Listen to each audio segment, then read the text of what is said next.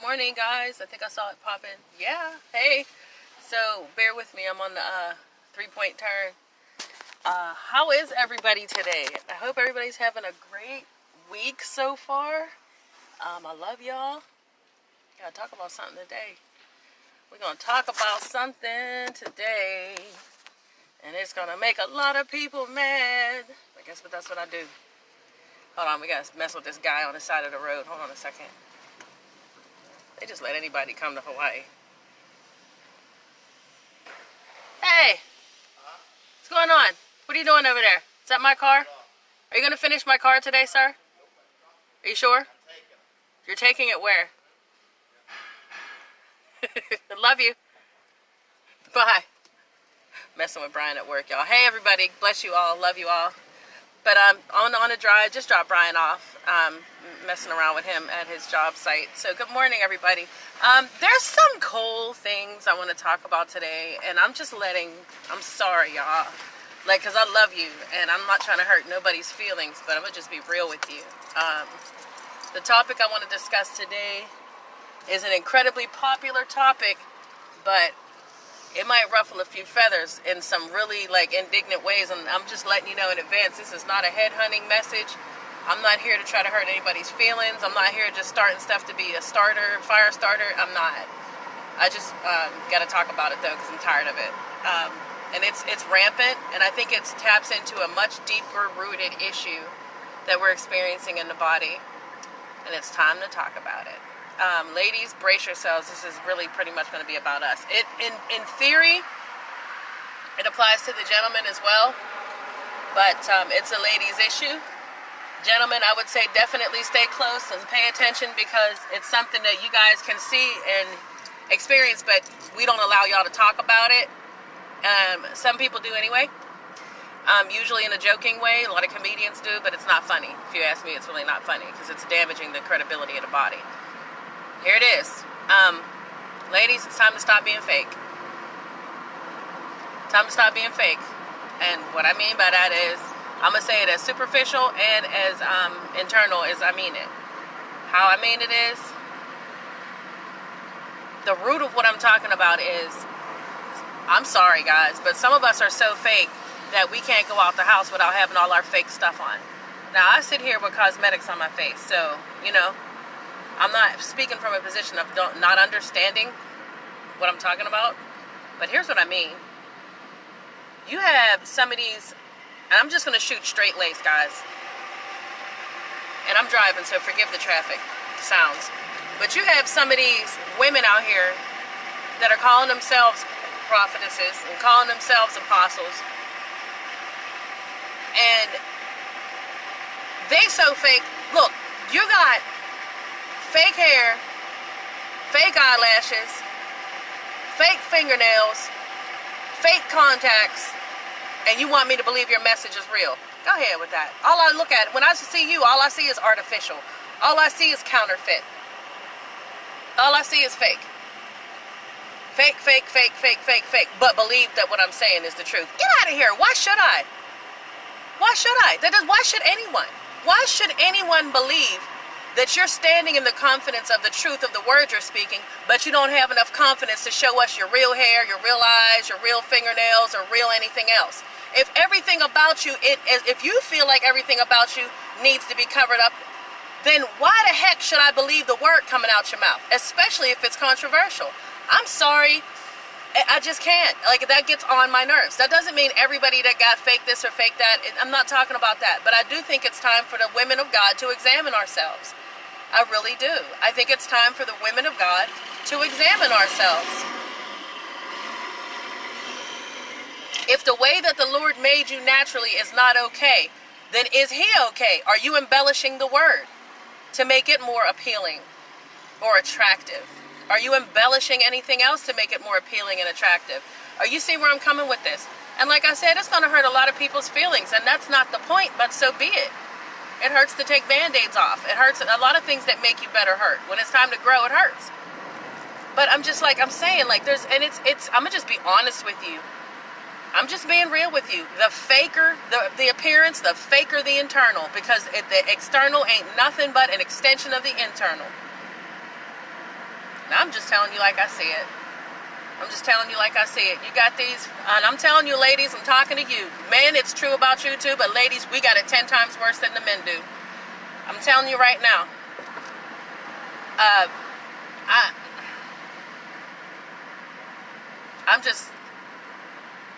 I ain't no better than anybody else out here. I had to learn my own lesson. I'm speaking from what I learned. I'm speaking from how the Lord taught me a lesson. And what I'm saying is this, simply put, that God made us good enough as we are. So then why you got on makeup, Janelle?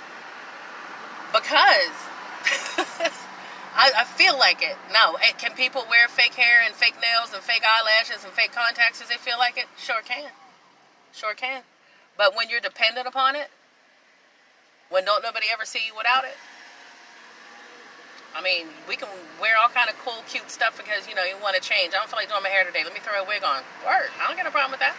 It's like changing shoes, if you ask me that. But what if we never see you without your stuff, you know? These aren't growths coming out of my ears. Those are earrings. That's put there to enhance what I already have.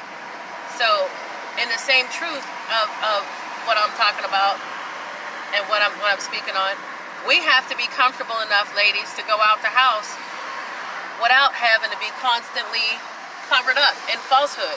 We got to be comfortable enough to go out the house without being, you know what I mean? Like, look, if you got a fake cover, what are you telling me? What are you showing me? Not necessarily what are your words speaking to me, but are you good? What are you telling me? What's your message here? Are you trying to say that, you know, nothing of you is acceptable? It has to be hidden by plastic? What? Since when? If the person that you're speaking to can't accept your natural face, your natural hair, then maybe they ain't worth talking to. Think about that. It's not that you're not worth being seen. Maybe the problem isn't how you look. Maybe the problem is who's looking. You feel me on that? It's not going to be too many that's going to accept this message because a lot of people haven't graduated out of Barbie doll status. They got to be covered in plastic and fake stuff. There's a few of us that can get the point because we gave up on that a long time ago. It ain't about trying to be cute and fit in, you know. You already know what I'm talking about. This message is going to hit who it's supposed to hit, and it's not going to appeal to who it's not supposed to appeal to. So in the midst of all this, I say forgive me for those who have offended. Forgive the offense so you can hear the truth in the message. About to step out. Forgive the offense so you can hear the truth in the message. If you don't like free, forgive the delivery so you can get the truth in the message. If you don't like my face, forgive my face so you can get the truth in the message. I've done lives completely barefaced. The Lord even told me to do it. Checking me. He stays checking me on this. That's why I said I'm a qualified messenger of this because I done came out of a whole lot of superficiality. Back when I was trapped in lust and the fear of men, I was always going out the house. Couldn't go to the store. Couldn't go get the mail without having my makeup on and have my hair did and having all this stuff in order. That's bondage. That's bondage. That's bondage. That's bondage. Bondage, ladies. That's bondage. You can't go to the store or go out the house without having makeup on and your clothes matching and all this hair. You know, can't have nobody over because your hair ain't done and your nails ain't right. And, oh, I'm going to call off of work because I got to go get this right before I ain't going to work with this and that. That's bondage. You're losing money, you're losing time, you're losing friends, and it's all about some superficiality. I'm just being honest with you. I'm being honest with you. And then, like I said, those of us who have a voice in the world, who have a place in ministry, you want me to look at fake hair, fake eyelashes, fake fingernails, fake attitude, fake accent, fake contacts, but accept that you're telling me the truth. I see all this plastic and fake, but you want me to believe that your message is true. Get out of here. Nobody's going to believe that.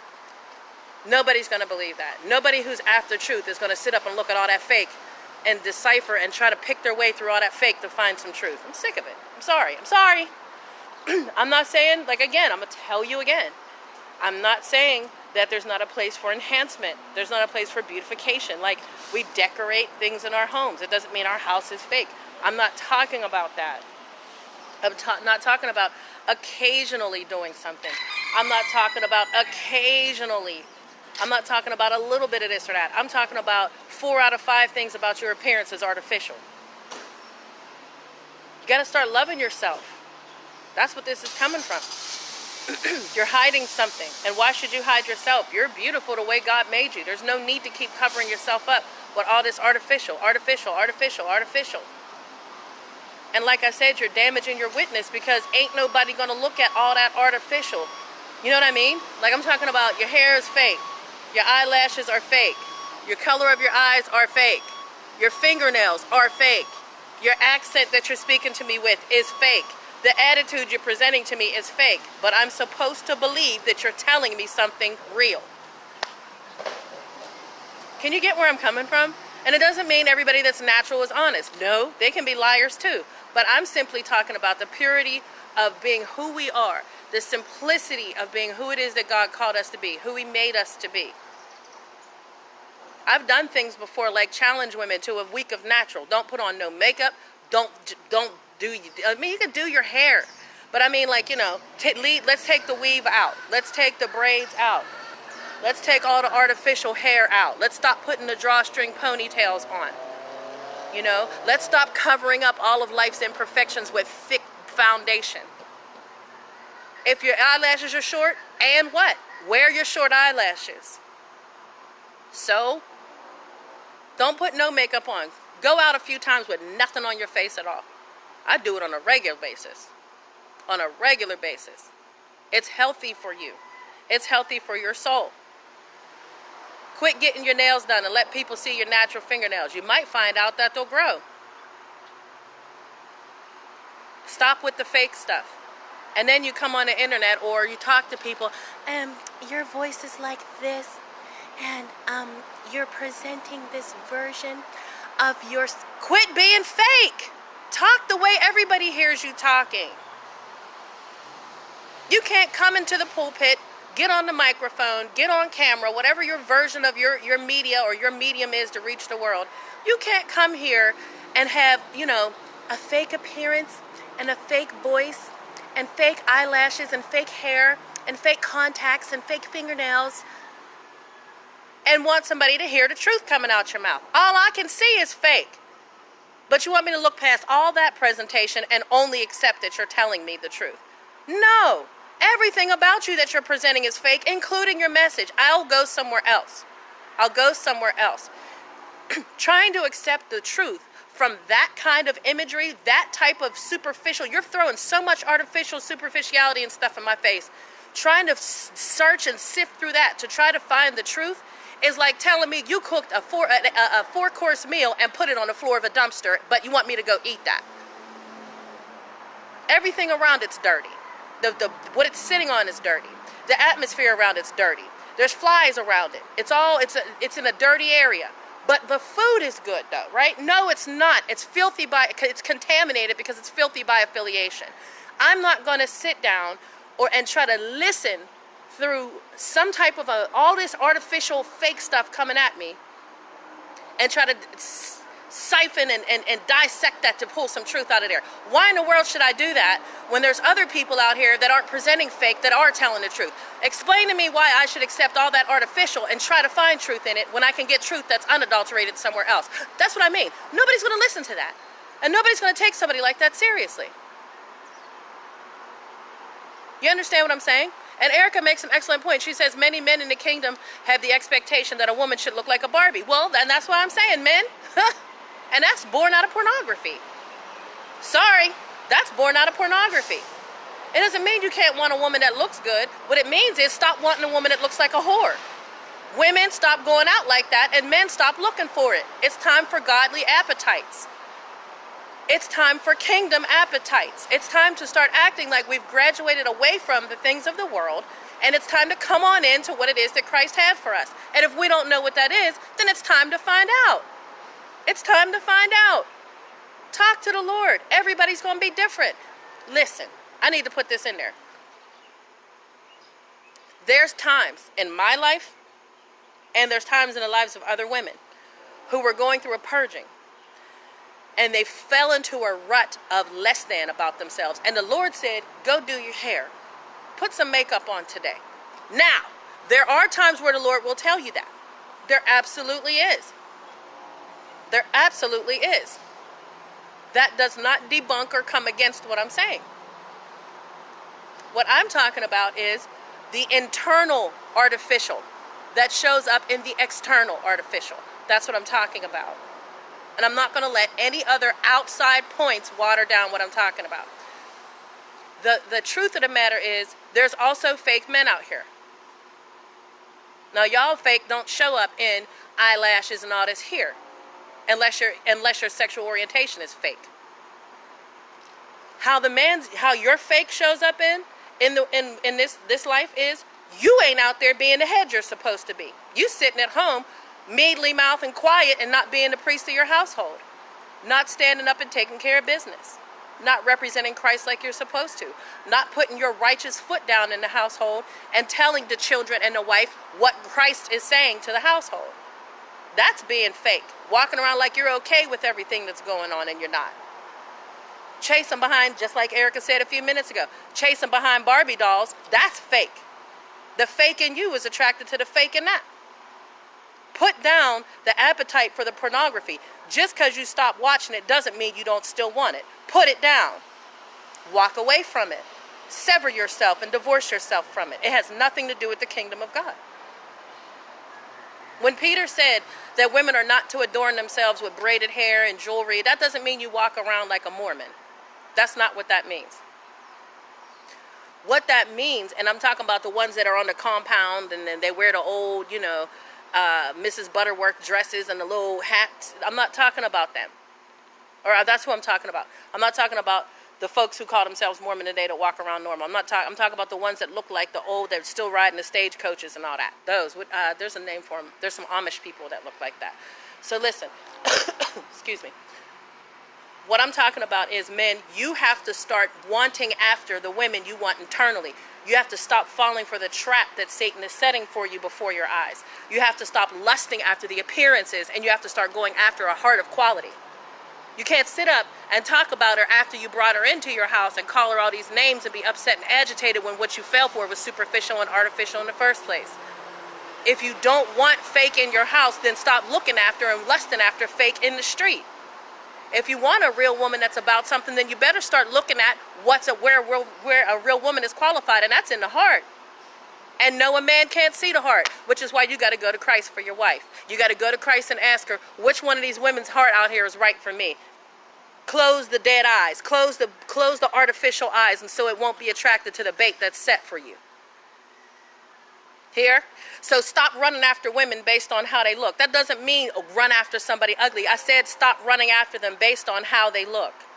Stop running after women based on how they look. Women, stop running after men based on how they look. Man looks at the outer things, but God looks upon the heart. Start talking to the Lord about the heart of who it is that you want to have. Because let me tell you something. When you roll over in the morning, I don't care how cool she looked out there with the real or the fake. When you roll over in the morning, the breath stinks. The eyes got sleep in it.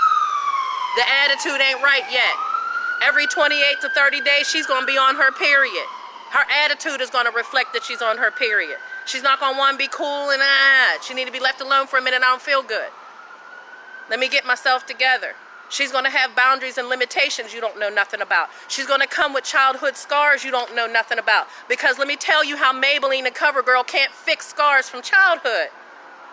That's the woman you should be looking for. Ask the Lord whether she be broken or whether she be right. Ask the Lord for the woman that he has for you based on things you cannot see. We walk by faith, not by sight. All of y'all need to be looking for spouses by faith and not by sight. The things that matter are the things that come out after the superficial fails. Because believe me, I don't care how cute you think somebody is. I don't care how awesome you think somebody looks. You better check with the Lord about the things that can't be seen. Because trust me and believe, the things you can't see are the things you live with. The things you can see is in a box, a bottle, a bag, or on the shelf somewhere while you're married to or dating the one you can't see. Christ can't do nothing but fake, but get rid of it. Fake gods, fake face, fake life, fake heart, fake religion. It's all idolatry. Save your artificial stuff for your idols. Christ wants the real you. Christ wants the real you, and he didn't come to save the version of you that you present to everybody else. I had a friend in Pittsburgh, his name was Jake, and he's a man of God. And Jake used to always bring up something he found so hilarious about Chris Rock, but he said it was true. Jake used to always remind people in the kingdom about this. He used to say, so I've never watched Chris Rock. Even when I was in the world, he was too offensive for me. I don't get down with that. I don't think all that cussing and vulgarity is funny. But even when I was in the world, I didn't think it was funny. It just, to me, it just seems like adult intellect. But Jake said, so my point is, if I'm saying it wrong, forgive me if y'all know this. But Jake said that Chris Rock used to always say, or he had a stand up or something where he said that people send out their representative. Like when you're out there in the world and you're dating or all this other stuff, that people, y'all gotta forgive, y'all already know the Roosters is out here having a blast at the library. So he said that people send out their representative. Like when you go out to the club or the bar, you're out there, you're sending out your representative. Women send out their representative. But when you get in a relationship with them, then you see the real them. The representative goes away and you get the real person. So, and that's what everybody does. You know, you put on this fake person, this fake presentation, this fake version of yourself with your, you know, your fake hair and your fake eyelashes and your fake fingernails and your fake voice and your fake presentation of yourself and your fake politeness and your fake all that, right? Meanwhile, you're going to save your real self for after I do. Or you're going to save your real self for after somebody commits their heart to you, right? That's bait and switch. That's being deceptive. And let the rooster say, yes, Steph, let the rooster say amen. Y'all got me over there? Okay, that's my chicken squad. Hold on, there's a whole bunch of them today, look. Hold on. See him right there? He's the one that's usually over in the bushes making all that noise. Him right there. And then there's one in the street acting like he ain't gonna get hit by this car coming up. And then there's these other ones here. Yeah, they come out. So anyway, yeah. So Chris Rock says people send out their representative. And then, you know, want to bring the real person out later. Or you fell in love with her representative. You ain't know the real her. Like that. So yeah, he has a point there. Lost people aren't completely stupid. They just don't have Christ at the core. So Chris Rock says this, and he's absolutely right. We send out our version of who we are. You know, you go on a job interview and interview well, and then they hire this bum, and then you wonder why you can't keep a job. Because you interview well. You're fake. You sat there and said a bunch of stuff you didn't mean. You put on a front, excuse me, of who you want them to hire, but it's not who you're going to bring to work. It ain't got nothing to do with who you really are. You just know how to pass the test, but you're ignorant as the day is long. You don't know what you're doing. So this is what gets a lot of us in the body caught up and messed up. Whether you're looking for a spouse or got one, whether you're looking for a church or got one, whether you're looking for a job or got one, the bottom line is ain't nobody out here being the real you. Everybody's being fake. Everybody's being fake. Everybody's being fake. Everybody's being fake. Internally fake turns into externally fake. If you're real on the inside, you kind of let go of what it seems like on the outside because you're not concerned about men. You don't have a concern for the fear of men. You follow me on this, guys? I hope this is making sense and settling in. And this matters to me about the ladies because I am one, right?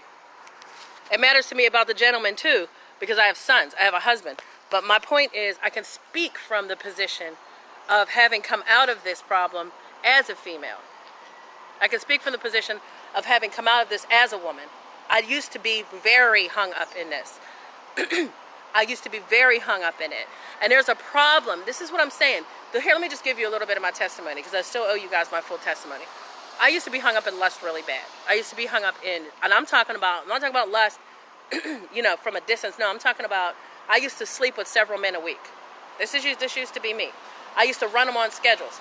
Guys thought they were bad. I was worse than them. And part of me had a chip on my shoulder about how I'll just because I'm a woman, it don't mean I can't do what I want to do out here. I'm grown. I pay my own bills. What? Men's the only ones that can handle this game? Nah, I'm gonna be king of this game. Well, I sure was, but I was also queen of the whores. So you have to understand, there's some games you don't want to win. There's some games you don't want to win. There's some things you don't want to be the best at. There's some games you don't want to win. And frankly, there's some games you don't want to play. Okay? So this is me out here doing this trash, acting like straight trash, acting like straight trash. Like I ain't had nothing to live for and I ain't got no kind of quality or care for myself. That used to be me. Used to be me. Terrible. Terrible.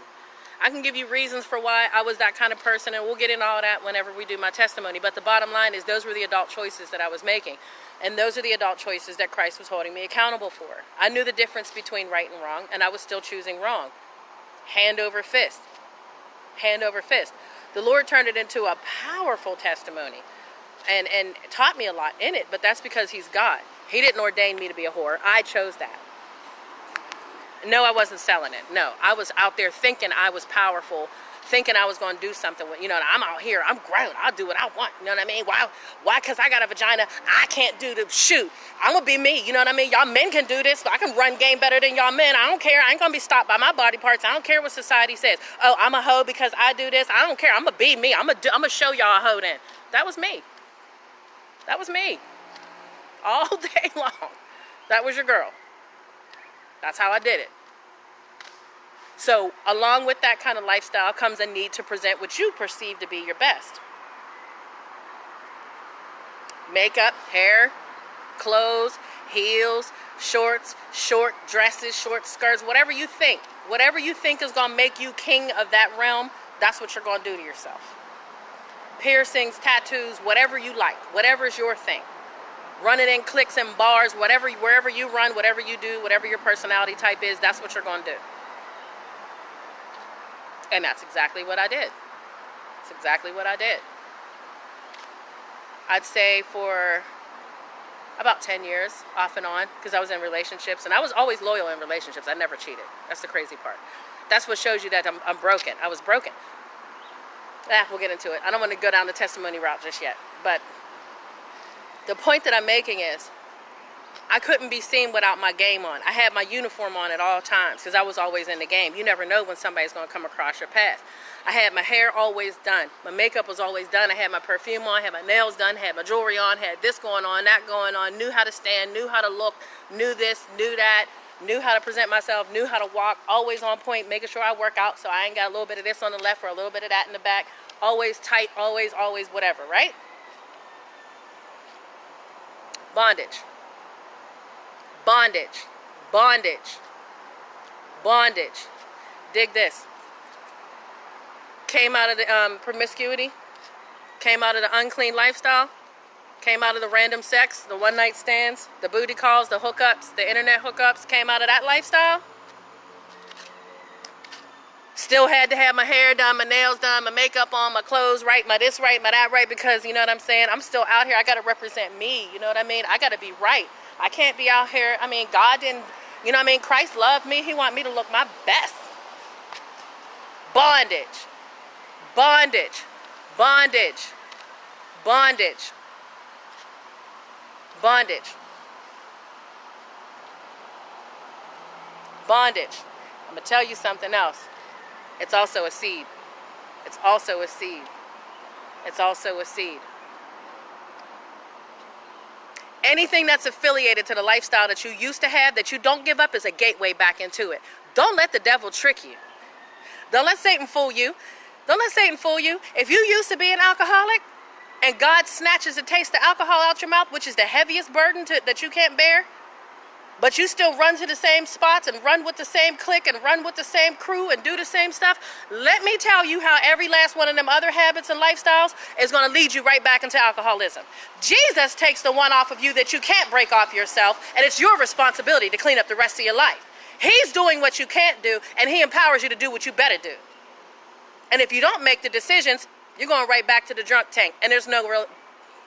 Take it from me, because I came out of that. The Lord busted it off of me, and I was good for a while. But I had, I wasn't wearing the same exact clothes, but when I would go out with my husband, I still had my hair done, my makeup right, my earrings on, I had a little cleavage showing, but that's my husband though, you know what I'm saying? Because I'm right out here, Jesus delivered me from that lust thing, so I'm free to wear it. No, you're not. You're broken and you're making excuses. You're broken and you're making excuses. Here's something we got to learn. Here's something we got to learn. Give it up and give it to Christ. And let him give it back to you when it's clean and when you're clean. Anything you try to hoard to yourself, you done found your God. You done found your God. You found your God. And this is why I'm speaking to us women of God. If you got everything fake going on, what haven't you let go of that you are dependent upon this external thing to validate you? What have you not released to Christ that you can't go out without being seen in the natural state? What is it? You got to have the perfect angles all the time. You got to practice in the mirror what you look like when you do certain things. Get your right grin on. Every picture of you looks exactly the same because you've practiced your sideways grin in the mirror. So every time somebody takes a picture, you got the same angle because you're presenting a self. I don't never see no pictures of you that look natural. I don't never see no lives where you just look normal. And I'm not talking about, oh, your hair ain't done, so you find a cute hat to throw on, but your fake fingernails, your fake eyelashes, and your fake contacts are still on. I'm not talking about that. You got allergies, so your contacts ain't in, but your eyelashes, your hair, and your nails are still on. I'm not talking about taking turns with your demons. I'm talking about when you're going to get out of bed with them. When is Christ going to be enough for you? When is the Holy Spirit going to be enough to satisfy you that you don't got to sleep around with other spirits? Telling y'all, man. I'm speaking out of my life. I'm speaking out of my life. I'm speaking out of my life.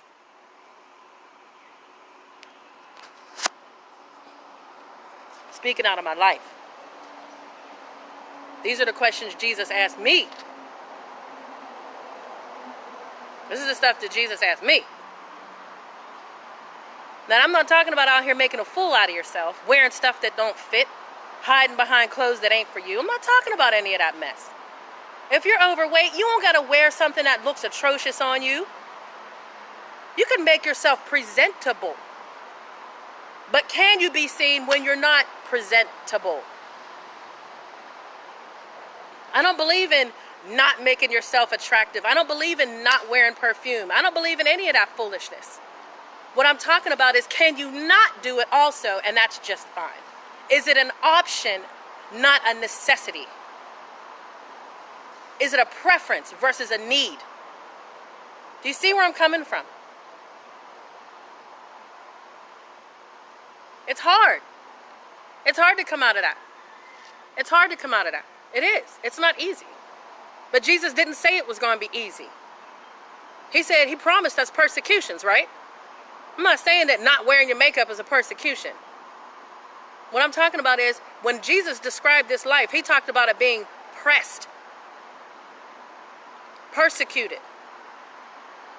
Brian just put on a post on here about the true description of an apostle.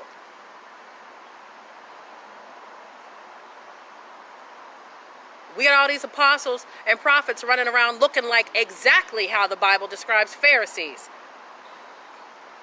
The lost ones.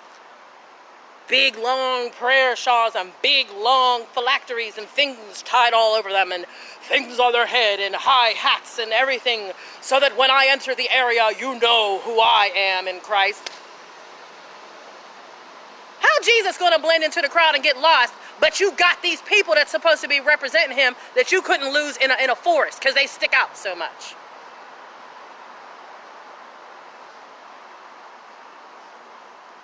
It's time to start getting real, guys. We ain't got time. All these fake idols and fake gods and other Jesuses that are being worshipped. Telling you, it's a parade of fools. Anytime you go into a church and everybody got to walk in there so precariously because their heels are so high and they got on their best clothes and they got to walk, you know what I'm saying, because I can't mess up my shoe, can't crease my shoes. Carnival. A flesh party. If I go in one more church and there's a processional before the pastor comes in, I'm leaving and I'm not coming back. That's my standard. If you usher in your pastor more extreme than you usher in the Holy Spirit, I got to go because you're worshiping that man. I can't have nothing to do with that. Don't never let me ever again land in a church where you got an announcement like you down like you got Fat Man Scoop. And I was at a church one time in Aliquippa, and y'all know which one I'm talking about. Everybody in Pittsburgh, big old church in and around here in Aliquippa. And their pastor came in, but before the pastor could come in, if I'm lying, Lord help me, put the truth in my mouth. And you can I'll ask Brian on the live. We got this pastor before he came in. Hear me tell you. What you talking about? Look, I gotta look. Hold on before you walk away. The chicken was just standing in front of me. It's a hen. Right here as I'm talking, she was like, "Cluck." I'm like, "Oh, you went there?" So anyway, there's this church up in Aliquippa, there in Pennsylvania, where I used to live in Pittsburgh.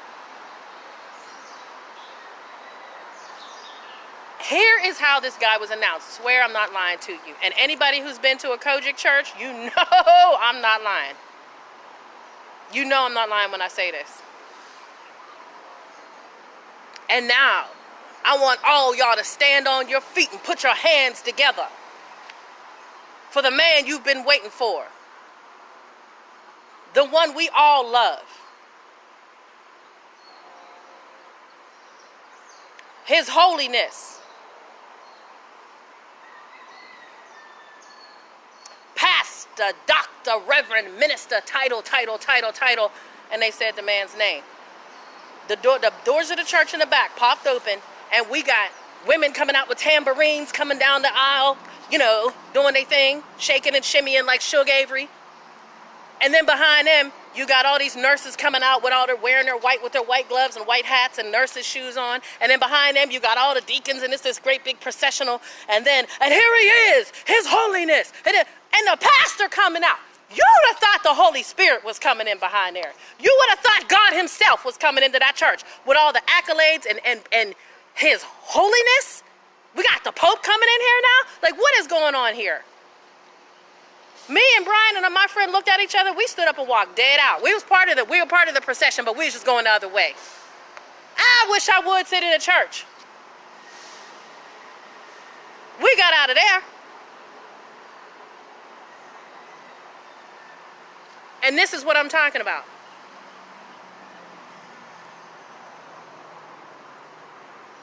Now, we can respect the man or woman of God. I'm about honor. I ain't got no problem with that. But there is an honor that is due to men. And there is an honor that is due to God. And the two should never be confused. Never be confused. Lord, forgive us for every time. There's a difference, guys. There is an honor that's due to men. Absolutely. The Lord tells us to honor our mother and father. There's an honor that's due to men. There's an honor that's due to elders. The Lord believes in honor. Yes, He does. But don't give His honor to a man. And He's not interested in taking the honor that belongs to men. He's not interested in that. He's not. Give me 1 second. If I put y'all on hold for 1 second, don't go away. I ignored this text the first time, but it's important. I gotta get it.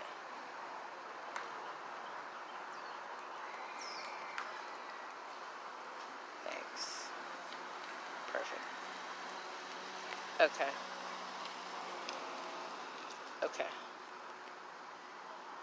Yeah, just text me twice because I ignored it the first time. And yeah. I'll let that. Give me 1 second. Don't go nowhere, y'all. You know how I do. Sorry. Second time. I didn't want to put it off a second time before I lose my opportunity. Because I was really like working to get this appointed time to connect with 2 other people, and I just had it, and I was like, I'm gonna let it ride the first time, but I didn't want to ignore it the second time. So thanks. But yeah. So that's where I'm coming from with this, and that's the point that I'm trying to make. Public honor for men is great when it's the honor that's due to men, and you're not giving to men what's due to God. That's pearls before swine. You don't want to have that. At the same time, God is not interested in taking honor that belongs to men. God himself honored men because it's what's right. God's not afraid to give honor to where honor's due because it ain't his. For Pete's sake. But yeah, so here's where I'm at with it, y'all. We can't keep on with this fake, and we can't keep on participating with fake, and we can't keep on being okay with fake, and we can't keep on tolerating fake. We can't keep doing it. We can't. There's a time and a place for what's the word I'm looking for tolerating a thing for a season. There's a time and a place for dealing with something while the Lord tells you to be quiet and let it go for a time. There's a time and a place to walk away from something that should be torn down and let it stand for a time. And that kind of wisdom and discernment can only come by way of the Holy Spirit. You already know the flesh profits nothing. You already know apart from him we could do nothing. You already know that there's the works that come of faith, and apart from that it's of the evil one. We know all that stuff. And this is why I'm saying, to properly decipher those times, excuse me, to properly decipher those times, you have to have the one that deciphers in you. And that's the Holy Spirit. And we can't do it without him. We cannot. We can't. We can't. There's no such thing. All you can do is fail. Fail and make mistakes out of your flesh. So listen to me. I'm telling y'all, don't, and so, yeah, let me come back to where I was saying. So the Lord took all that out of me when I was giving you my testimony about being a whoremonger. He took it away. I was still, you know what I'm saying? Like I said, I came up out of the sexual impropriety, but he took away from me all the outer trappings. Like, for real, what you advertising for what ain't for sale for? How you going to advertise what's not for sale? He put it out of my mouth about my own child, and then he checked me about it. Meaning, my daughter, oh gosh, she was probably 12, and she wanted some fake nails. I'm like, no. You ain't even in high school and give you some fake nails. I'm like, no. And that skirt's too short. Absolutely not. And she got mad at me, and she was just, well, my friends and I said, well, we're not going to advertise what's not for sale. Well, she didn't like it, but she got the point. And then he turned to me and was like, let's talk about that. And I was just like, oh, Lord. I felt so bad. Because the point was valid, what I said to her, but then he was just like, yeah, let's talk about it, you know. And I was just like, dang, you know what, you're right. You're right. You're right. So I had to let it go. I had to let that go. To this day, my daughter is 20. She will be 29 this year. She'll be, no, she won't. Yeah. What is this, 19? No, she'll be 28. Yeah. She'll be 28. And she got herself together. She went through her thing just like I did. She's so much like me, it's a little bit spooky. But you know what? Let me tell y'all something. When you have a child that's a lot like you, there's some fear with it, but there's some peace with it too. If you can do what you did and Christ can keep you, he can keep that child too. So stop overdoing it.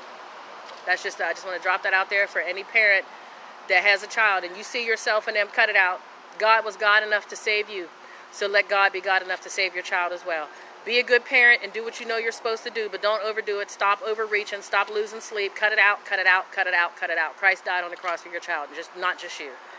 Please stop. And that's being said after the fact. I got a 19-year-old son, I got a 27-year-old daughter, and I got 11. I got an 11-year-old son. So I've been through it twice. I'm still going through it a little bit with my 19-year-old, but my 12-year-old baby, he'll be 12 in a couple weeks. Jim, my Jimmy.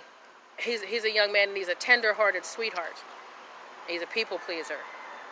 So he can stand to have his heart broken badly by a woman out here. So, I mean, I love him, but the Lord got him. The more I mature in my faith and the more I mature in my relationship with the Lord, the less I fear as a parent. Necessarily. Perfect love casts out fear. So the closer that I get to the Lord and the more that we become one, the less I have time for the fears of the flesh and the cares of this world. That doesn't make me a bad parent. It makes me a Christ parent. I'm not there yet, believe me.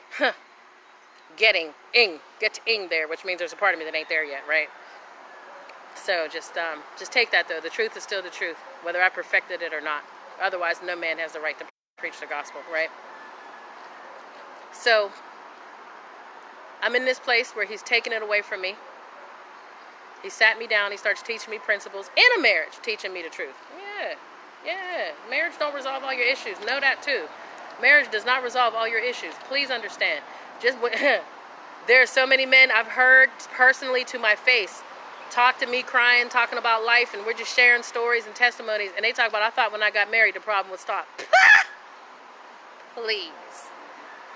You thought when you got married, the pornography issue was going to go away. You thought when you got married, the lust issue was going to go. Man, please, the devil lied to you. Somebody lied to you, son. You thought that when you got married, it was going to leave. It gets worse. And I'm not talking about the demons turning up. I'm talking about you just put limitations on yourself. You carried a demon of lust into limitations. Oh, let me show you how that bull is about to go buck wild and start thrashing like a rodeo all in your life because you done put limits on it. It's already a wild bull in the field. Put him in a cage and watch what happens. Goes buck wild. That's what happens when you take a spirit of lust into a marriage. Marriage is not the cure to lust. Christ is. Marriage is not going to resolve your pornography addiction. Christ will. Marriage is not going to take lust off your back. Christ will. Let me tell you how many pastors out here have been married for years and got girlfriends and boyfriends on the side. Have you looked at your statistics and found out that over 75% of pastors are practicing porn addicts? What? What?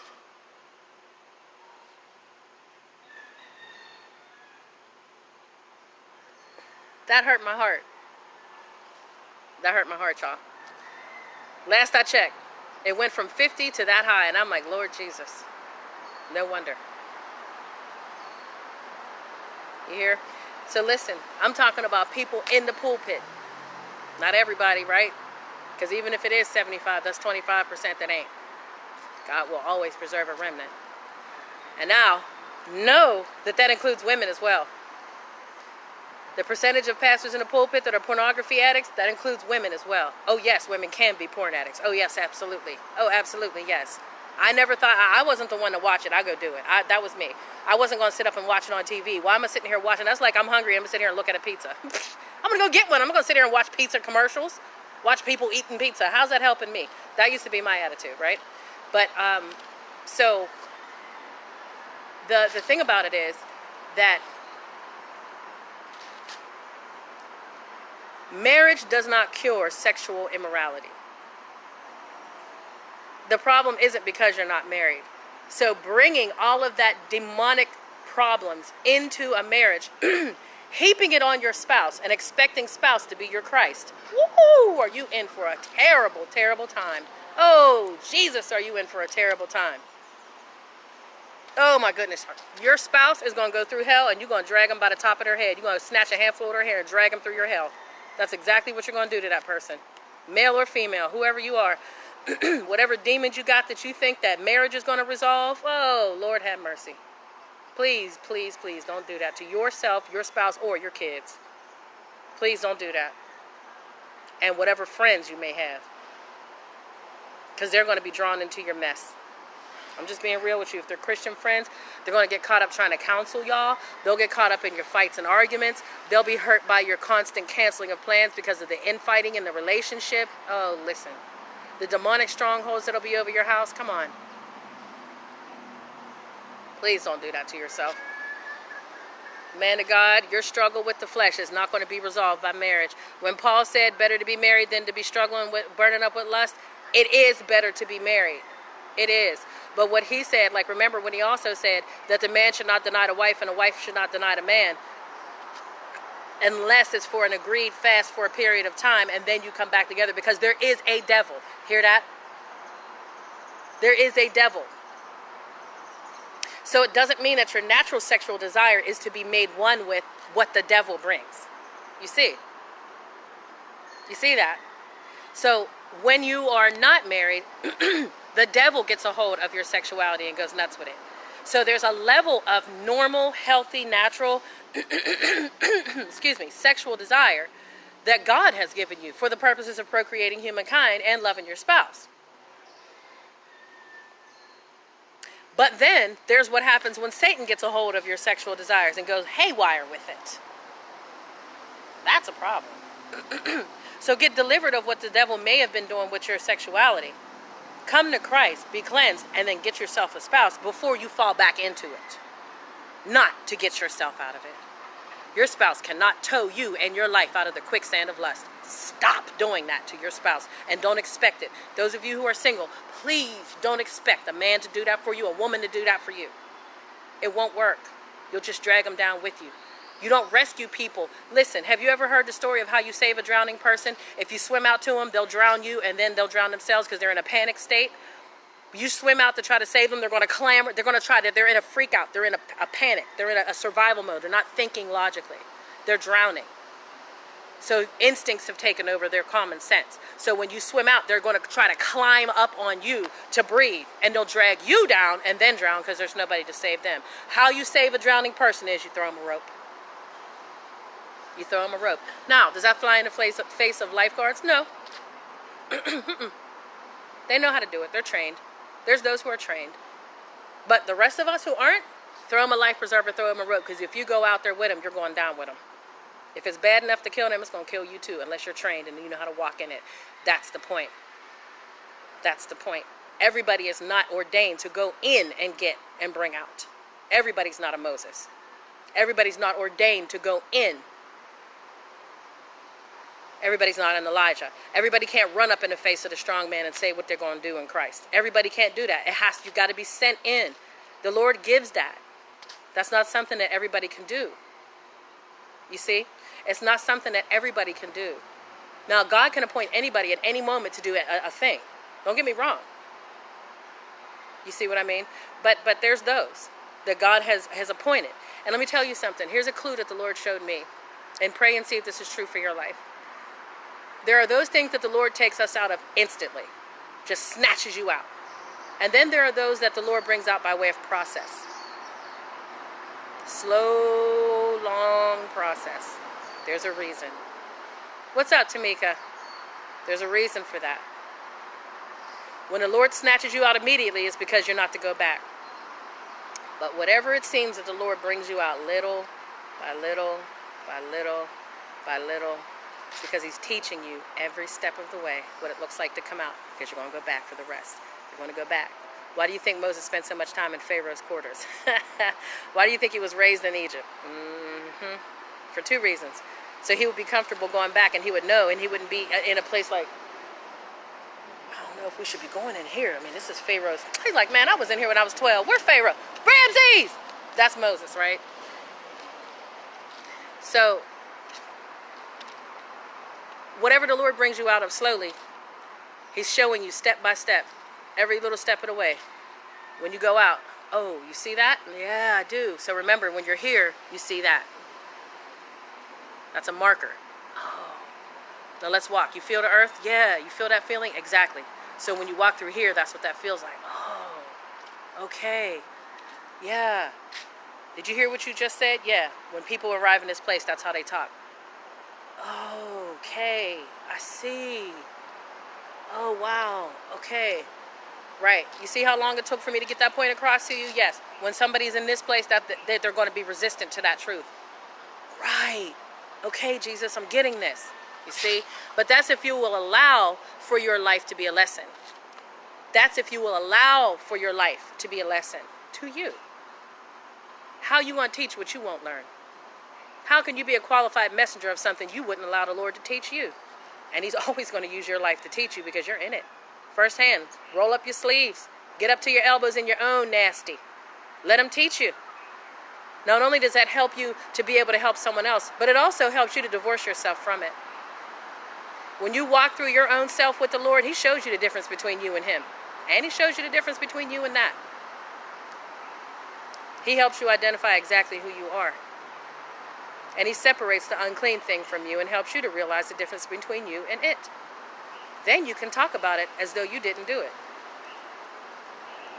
You can talk about it as though it's not you. Anytime you're too embarrassed and too caught up and too messed up and too this and this and that to give your testimony, it's because you haven't divorced yourself from it. You still relate to it, which is why you're still embarrassed by it. It takes time. I'm not saying it's something that can happen instantly. I mean, you could do it instantly. You know, you can be obedient through hurt and fear and shame and whatever else, but the Lord will take it off you. But my point is, for you to be able to just sit up and talk about stuff you did with no strings attached, you got to be dead to it. It has to be dead to you. And you have to be able to see where you end and it begins. Then you're talking about something else. In fact, you're talking about someone else, right? Yeah. It takes time. But there's no such thing as being fake in a situation like that. So the Lord brings you out of things slowly. It's because he wants you to pay attention to every step along the way, and he's giving you an opportunity to learn so you can be a blessing to someone else. If he snatches you out immediately, we just getting out of here, and it's extraction mission. Don't worry about it and don't look back. It ain't got nothing to do with you. Stay away from it. Yes, sir. Yes, sir. Yes, sir. Yes, sir. Move forward. Yep. Yep. Look at the difference between Lot and Moses. Moses spent years in Pharaoh's palace, didn't he? Yeah. Lot got snatched out quick and got told, don't look back, because you ain't going back in there. I'm not going to send you back in that. Right. Right. Right. So, there's that. So anyway, the Lord brought me out of lust nice and slow, sexual impropriety nice and slow. I learned a lot. And now, because I was willing to receive, and listen, it wasn't the first time. Me and the Lord did some rounds. Me and the Lord were in the wilderness with this for a minute. I didn't learn immediately. It took some time.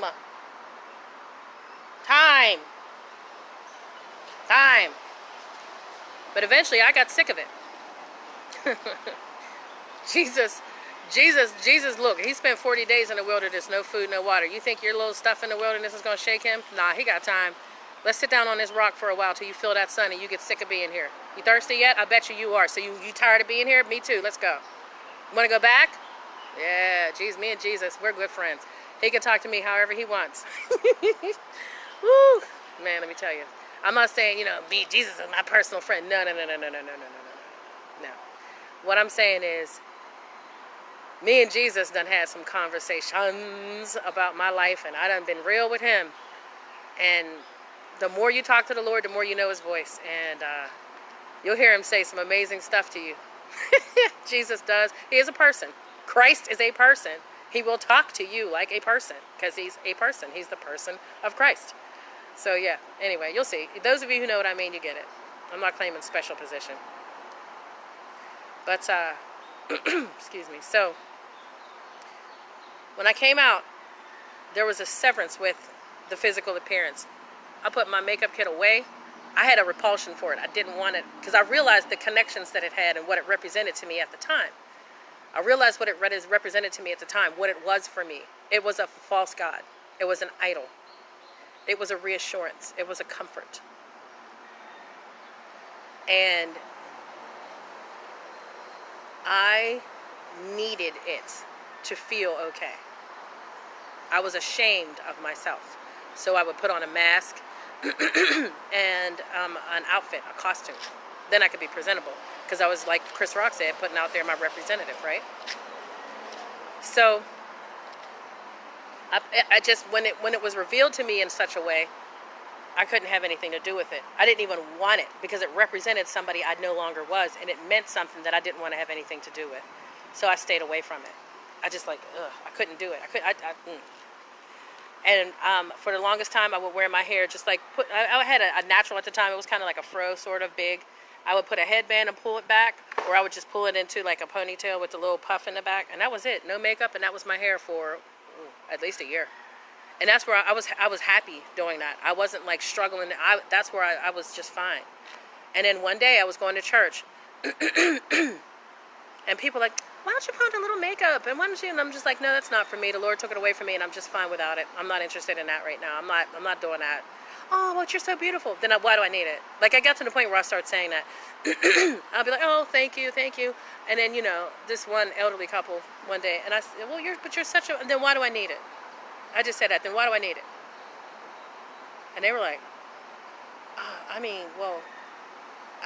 meant, I said, I understand what you meant. I totally get where you're coming from, but I'm not there. That's not where I am. The Lord took it away from me for a reason, and he hasn't given it back yet, so I'm not interested. I don't have a desire. Oh, I'd say about 2 to 3 weeks later, I was getting ready for church. And at this point, I was on a worship team. I wasn't worship leader yet. And the Lord said, why don't you put on a little makeup? And I was like, really? Is it okay? He was like, yeah, it's fine. I was like, okay.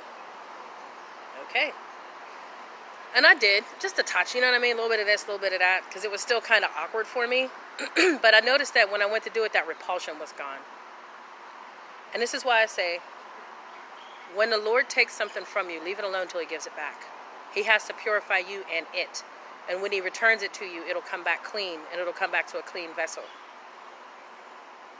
Remember I gave the analogy of the little kid with the sucker? And You see the little baby and when little kids, like I'm talking about like they're 2 or 3 years old and they got all down their neck drool and sticky and all up the cheeks and nose and somehow it's on their forehead and in their hair. Like, how did you get a suck? How? And then, you know, their hands up to the wrist and the elbow slobbery because, you know, kids will be, and it's just like, oh man, look at you. And the sucker got hair and rug lint and whatever else on it. And it's just like, oh, give me that, you know? And you take it off of them and they fall out on the floor having a fit. They pick up the sucker. First thing you do is rinse that off and set it down while they're throwing a fit on the floor. You wash the sucker off. Then you get them up. Come here. You know what I mean? You pick them up and they're fighting and screaming, trying to reach for the sucker. And you got to clean them all up, all the drool and the effects and the remnant of what they were doing all over them, mouth, hands, and all. And you clean them up and then they're still tripping because they want their sucker. About cried out at this point. And not while you're acting like that, you can't have it. So you take them away, show them other things, calm them down. And when they're okay, yeah, here's your sucker. Now they got it back. Now they can calm down and be responsible with it instead of going crazy. Before they were drooling over it and acting like a maniac, lusting and destroying everything, and everything was getting filthy and dirty, and you understand the stickiness of the candy was attracting all kind of dirt. They're all dirty and nasty, messed up, acting like a fiend for the candy. No, y'all got to be separated. There ain't nothing wrong with giving a baby a piece of candy, but that's a mess. Separate the two. And then while you're still freaking out and craving and acting like a maniac for it, let's no. You're clean, it's clean, but you still can't have it because inside you ain't right. Let's go. Come on. Let's take a walk. Let's go look at something else. Let's go play. Let's go outside. Let's do something. Let's calm down. Let's get your mind off of it. Let me help you. Let me change you. Let me develop you away from who you used to be about that. Let me give you a different perspective about who you are and what that is. And then when you're better, when you're together, when your mind is right, come on. Here, you can have it. Now they love you and they're grateful to you for the candy versus forget you, give me my candy. I don't need you, give me my candy. Sound like a full-blown addict to me. And I'm not talking about no 2-year-old being an addict for candy. I'm talking about grown folk acting like that with things. Right? Right? So, yeah. So eventually he gave it back. But this time when he gave it back, I didn't need it. I just preferred it. Right? This time when he gave it back, it was just makeup. It wasn't a vice. It wasn't a cover. It wasn't an idol. It wasn't me. It was just something else. It was just like, you know. It's something I do here and there for whatever, you know. If I'm going out, I'll do a little something. Sometimes I won't. If I need to look professional or presentable, okay, whatever, you know. But I can look like myself too, and there's nothing wrong with that. Cool in the gang. So that's what I wanted to talk to you about and give you. I wanted to make sure you guys understood that. And then, like I said, you take it up a notch, and you have men and women of God that can't be seen without their this and without their that, and without their collar and without their this and without their, hey Dennis, without their all this here and all that there, and you know, it got to be this and it got to look like that, and I got to have my this on the left and this on the right, and this got to be red and that got to be black, and then where's my this and where's my this and my prayer shawl, and where's my armor bearer, where's my bag? Give me a break. There's all that stuff, all the trappings, all the appearance, all the appearance of godliness, right? All the appearance of godliness, if that's what godliness looks like. Well, I guess it depends on what God you're serving then, doesn't it? You know, and we got our sparkly nails with the, you know, jewelry hanging off of them and rings on the end of our nails and things spelled out on our fingernails, you know, and jewels and gems on our fingernails. Big, long, fake eyelashes and fake contacts. And I got me a big old hat with a fake feather in it sitting on top of my fake hair above my fake eyelashes and my fake contact lenses, and all my fake stuff is just right. So I can go in here and serve my real God. Sure. I bet not. So I'm saying, men and women of God, we gotta recognize the we gotta recognize the image we're putting forth. We gotta recognize the unspoken messages that we're giving people, right? We got to recognize the unspoken messages, the body language messages, the unspoken things. What are we telling the world by our presence? What are we telling the world by our appearance? Many of us wouldn't appear drunk or high, you understand? So why would we appear fake as heck? What's that telling people about our God? He likes fake people. He wants people to be fake. He's fake. What? What's fake about him? He's supposed to act fake? You know, there's an epidemic like that going through the church. Put on your church self. You know, put on your Sunday best. That includes your fake attitude, your fake hallelujahs, all your fake stuff. Be fake as heck. Jesus likes fake.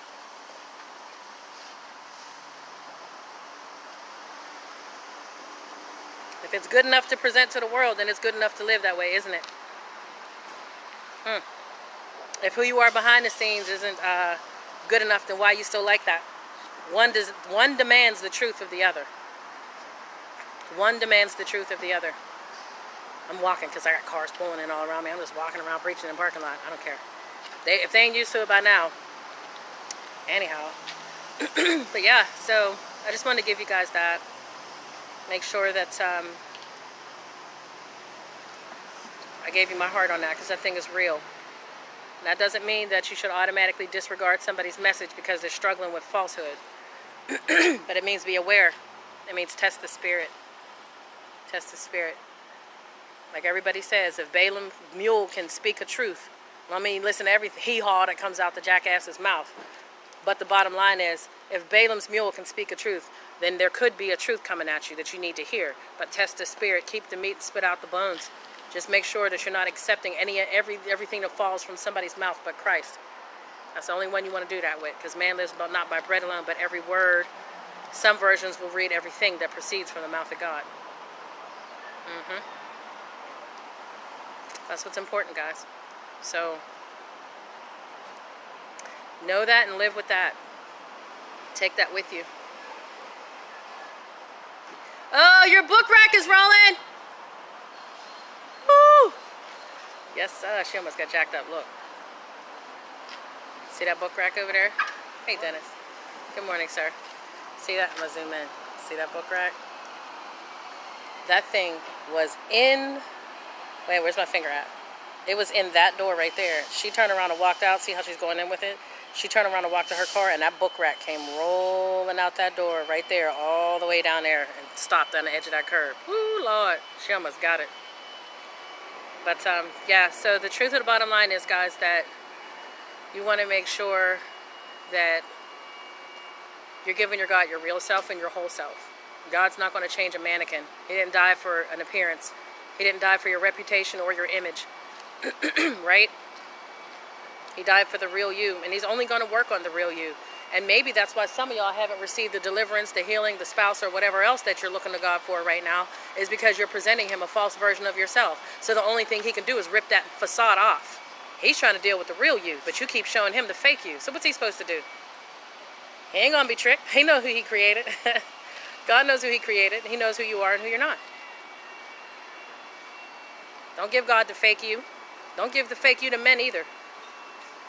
Don't do that. You're damaging your reputation. There was one time, I'm going to give y'all this and I'm going to leave. There was a cartoon, a comic strip. The Lord spoke to me through it. I was like, I don't know, as a teenager, I think. Excuse me. He planted a seed in my life for when I would grow up. And it was a guy who... said that he was cheap. And he was trying to catch a mouse that was in his house. So he put a picture of cheese in a mousetrap. And it said the next morning he got up and realized that he had caught a picture of a mouse. And it was hilarious, but there's a deep lesson there. That if you don't want fake, stop putting fake out there. What you reap is what you sow, right? Yeah. What you reap is what you sow. What you reap is what you sow. So if you put your fake self out there, don't be mad when you get fake back. If you sow seeds of fake in your life, don't be mad when fake comes back to you. If you want a real man, don't put a fake woman out there. Just saying. If you want a real woman, don't put a fake man out there. Don't go out with your fake self, brothers. If you're dirty, be dirty. If you're sloppy, be sloppy. Or get your sloppiness together. If you don't want her to see slop, then put slop out your life. Put the childish things away. Stop speaking, understanding, and thinking like a child. Put the childishness away and become a man in Christ. Challenge. If you don't want a woman that can, look, hey, if don't ask God to send you a helpmeet if you need a whole lot of help. Don't get mad when she helps you a whole lot. You don't want a woman that's constantly telling you what to get right. Get yourself right. Don't present her to, don't listen. That's like walking through a metal detector with 1,000 forks in your backpack and get mad when it goes off. What you talking about out here? You gonna come before a woman and present some sloppy, messed up, busted, jacked up, disorderly stuff? What you think she's gonna do? If she's about anything, she's gonna be like, oh, brother,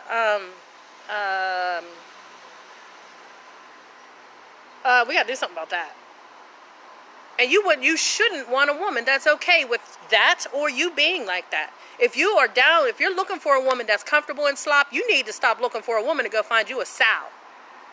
Pigs are comfortable in slop. And I'm sorry, sir. If you're comfortable in slop, then you better, time for the prodigal to get out the pig pen.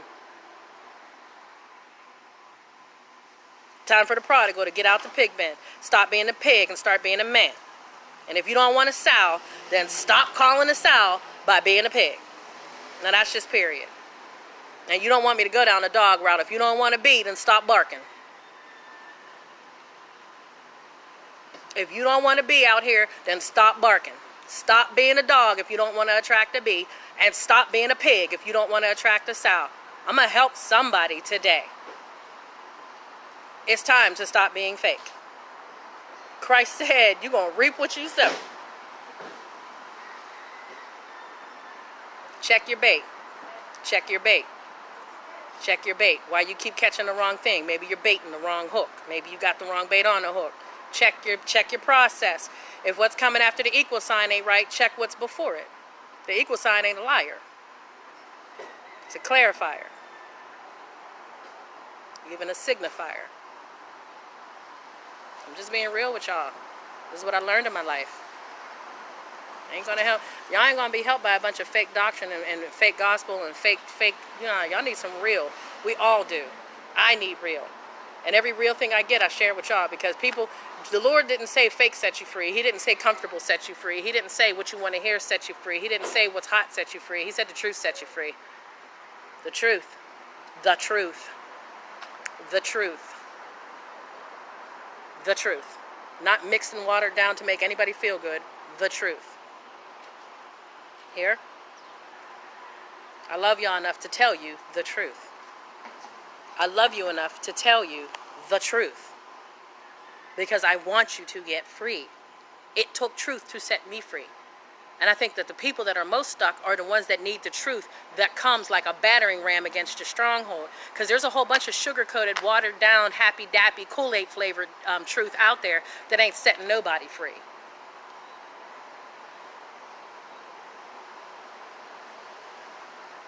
That's all I got for y'all today. I love you. I love you. I love you. I love you. For real, I do. Love you enough to hurt you. Not for the sake of hurting. But the mother that's afraid to hurt her child hates her child. You got to whoop that kid's behind sometimes. You got to tell them the truth that don't feel good. Sometimes surgery and amputation and circumcision is necessary. Circumcision hurts. Find out. Circumcision hurts. Circumcision hurts. But it's mandatory. But expecting everything that Christ has for you to feel like, feathers and nah, man. Why would he call his word a sword? Swords don't feel good to nobody. When you use a sword, it's not going to feel good.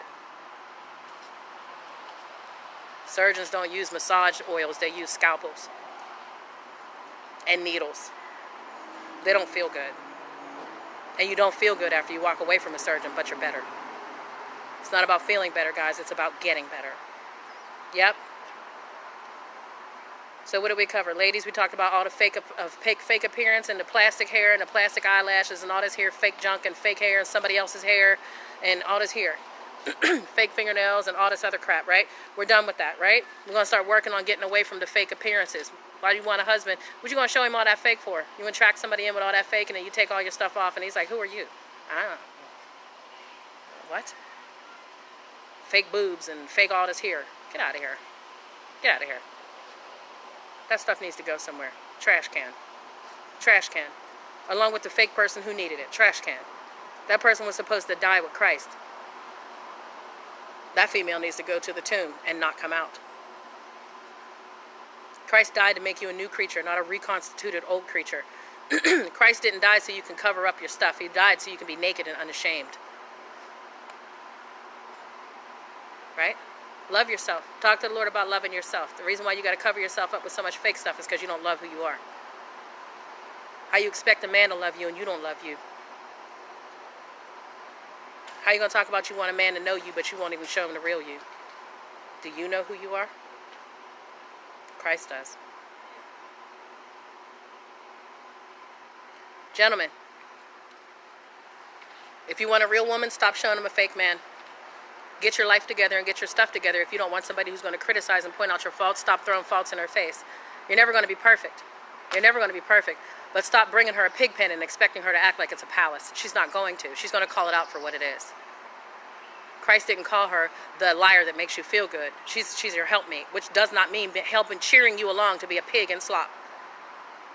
If you don't want a sow to roll around in the slop with you, then stop presenting her a pig pen and a pig.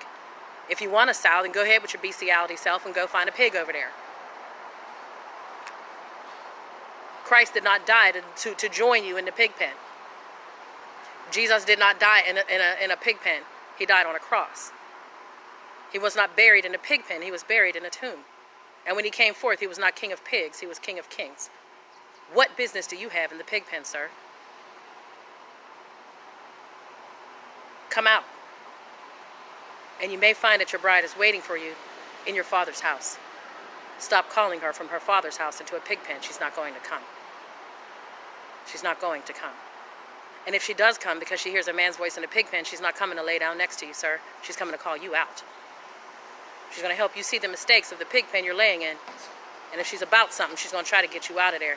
But she can't make you. You got to choose to do that. You got to choose to do that. Can't nobody make you do that. It's time to grow up, sir. You don't want her to be your mom, then stop presenting her with a boy. You don't want to bring the motherhood out of your wife, then stop presenting her a child. Put the childish things away. Time to speak, understand, and think as a man. When I became a man, I put the childish things away. Do you want the respect and admiration of a man, but yet you are a child inside? You're presenting her with a boy? Stop. Cut it out. She's going to call a spade a spade. She's going to call a spade a spade. If you don't like what she's saying, maybe it's time to get your game up. Maybe it's time to get your life together. Maybe the Lord is using her to show you a picture of yourself that you won't look at. Have you walked away from the mirror and forgotten what you look like? Right? If all you're attracting is bees, maybe it's because you're a dog. And if all you're attracting is sows, maybe it's because you're a pig. Come out of what you don't belong in, hun. Come on out.